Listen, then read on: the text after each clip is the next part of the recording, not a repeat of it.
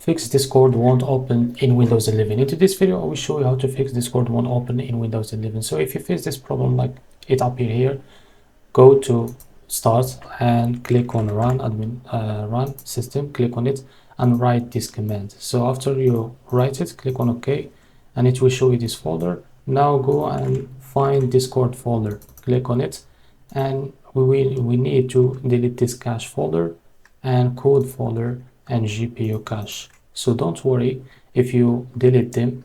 If you restart the app, they will generate it automatically.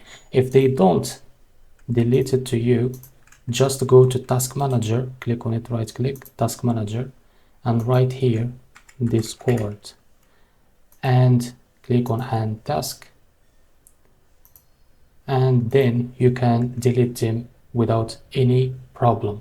Now the second solution, if this solution doesn't work for you, we need to uninstall the app. So go to settings and go to apps, install apps, and here it will show you all the apps that you have in your desktop.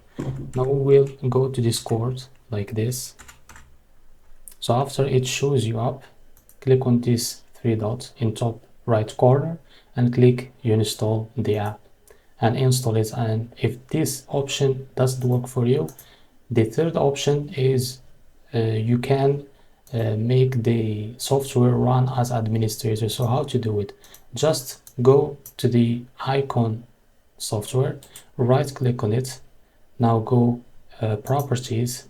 After you click on properties, go to compatibility and check this option called disable full screen optimization. Check on it and check also on this option too, run this program as administrator. Check on it too and click apply and OK, and it will work for you.